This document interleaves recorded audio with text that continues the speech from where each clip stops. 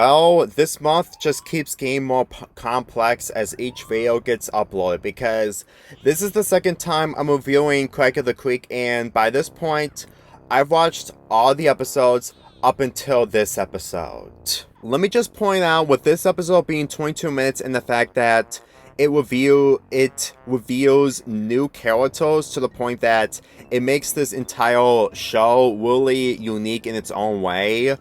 I'm pretty sure that Crack of the Creek is possibly, at this moment, the best Cartoon Network show as of now. Because let's be honest, aside from Adventure Time and Distant Lands, along with other shows going on like Summer Camp Island,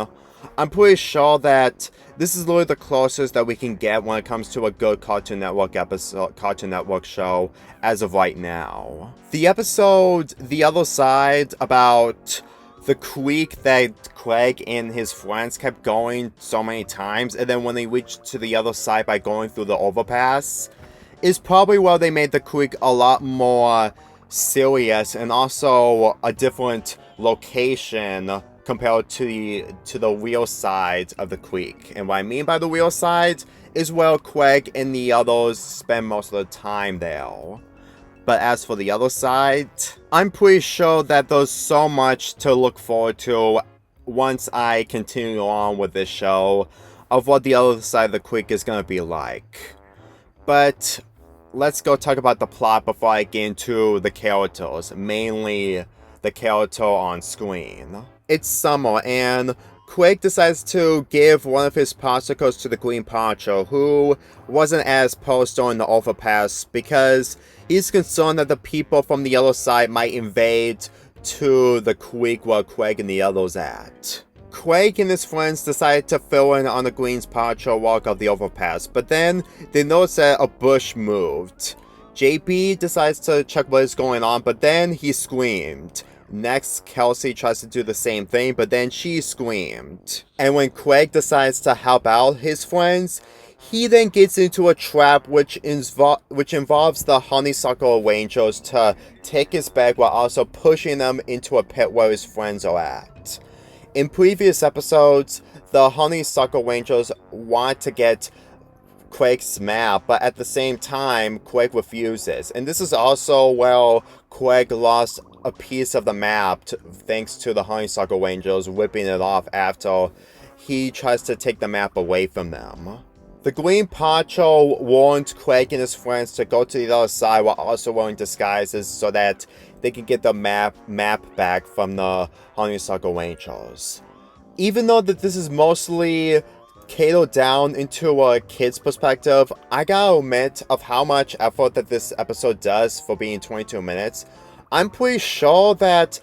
the characters, almost all of them, really fit the role of how this episode is portrayed. Mainly for how the other side of the creek is supposed to be a very serious place that Craig and his friends went to, while the Craig that they went to multiple times is the place where they mostly they fit into, to the point that they actually enjoy that side of the creek more than the other side. And when we see the other side of the creek, it just really shows that the children in the show made the creek a complete uncivilized environment. While Craig from the right side of the creek is making everyone feeling better, the other side is the complete opposite, since there's no Craig whatsoever on the other side of the creek. Every time I see the other side of this, I'm actually kind of looking forward to what we're going to witness from the other side of the creek as the series continues, because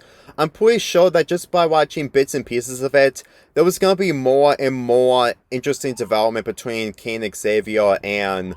his rivalry against Craig. Because as far as I'm concerned, he instantly steals the show, but I'll get to him later. The Honeysuckle Rangers, since that they appeared most of the episodes before this one, I'm going to assume that they have a change of heart into growing a relationship with Craig and his friends. But considering that their motivation is to get the map and give it to King Xavier so that they can be King Xavier's friend, even though that it didn't end up happening whatsoever, I'm pretty sure that they're going to be doing something a lot more important in the plot of this show as the series continues. All I can say is the fact that they were instantly manipulated. And considering that the villains easily manipulate the innocent characters, I'm going to assume that King Xavier's manipulation will just get much more worse to the point that his plan will instantly backfire on himself later on. Guarantee you that it's going to be a thing when it comes to these characters from the other side learning about the truth that Xavier is just manipulating every one of them. I am aware that the Green Poncho doesn't do much in this episode other than just giving Craig and his friends the information about the other side of the creek, but if there's one thing I can give this character credit is that she's kind of like the Garnet of Craig of the Creek of this show. Like, Garnet from Steven Universe is mostly wise, but also just trying to be supportive. And even though that the Green Poncho is none of those things, and the fact that his character design is mostly the same, well, we don't usually see his eyes most of the time, I'm going to assume that he's probably the type of characters who are just trying to give some kind of advice towards the other characters in order to not make a single mistake once they go on their journey. I'm just saying, the fact that the characters in this show just get a lot more memorable as time passes while also watching more episodes cater to them, I'm going to assume that any other cartoon, no matter how different they are, can easily make characters way more memorable than they plan out to be.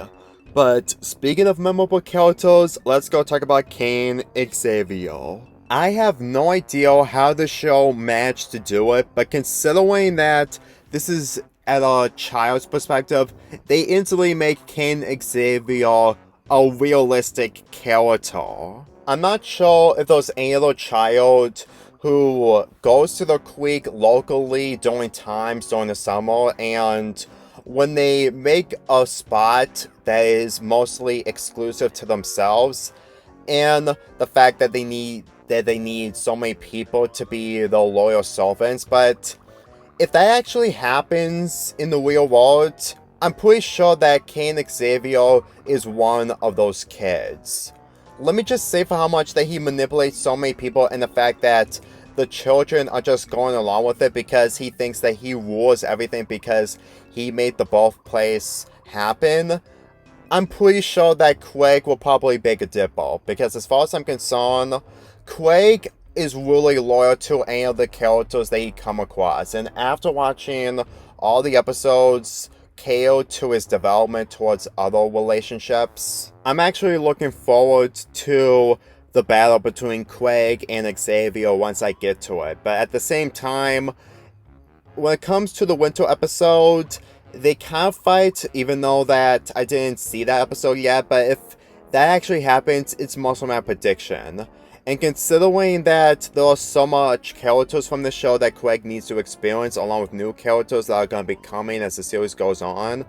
I'm actually thinking that Craig is trying to gain some confidence before he goes face to face with King Xavier. I understand that this show isn't full of high adventure, since that it's not on the levels of Adventure Time in Steven Universe when it comes to its characters, but since that these characters are children and it's taken on a little children's scale instead of a teenage or an adult scale of risks and stakes, I really have to give this show the benefit of the doubt. Because the scene that I see Kelsey facing off the guards while also JB offering to help while they escape along with Craig with a map, it actually shows that no matter what cartoon that you make, you will instantly be able to have some kind of attention as long as the execution is 100% good to the point that you will get an audience. I'm just saying this because out of all the shows I've seen when it comes to good or bad,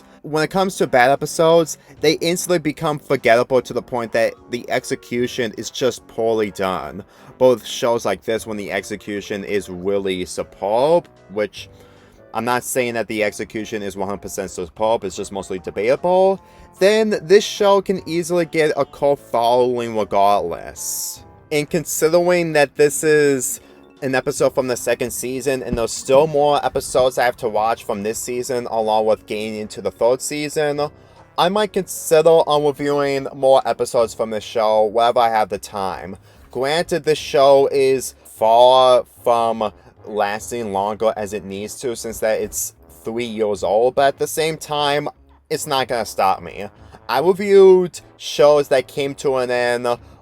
after I became a fan, like Steven Universe and We Bear Bears, for example. So I'm not going to stop on not making reviews just because shows came to an end. Granted, reviewing all the episodes is impossible and a big no-no. Just look at my Little Pony reviews and the view counts that I got. But on the other hand, I will review the important episodes that you might be interested into me talking about. This episode really showed a lot when it comes to its creativity from the show and what the characters usually do in order to become a lot more entertaining while also unique in its own way. If I can recommend, if you're new to the show, and even though that there's some episodes you have to watch before you watch this episode, I still consider on watching this episode first. The first episodes from the show aren't really a good introduction other than Jessica in the Creek, but at the same time, I've always reviewed that episode for my impressions of the show in general. So, even if you don't want to take my advice, then go watch the show by binge watching it like I'm doing right now. Granted, I'm doing it longer, but at the same time, I actually think that they really know how to make these characters really good, not to mention the new characters unique. And I am actually looking forward to what the later seasons are going to be like. Mainly the third season. I give this episode an 8.25 out of 10. Let's get this started again. Me and my whole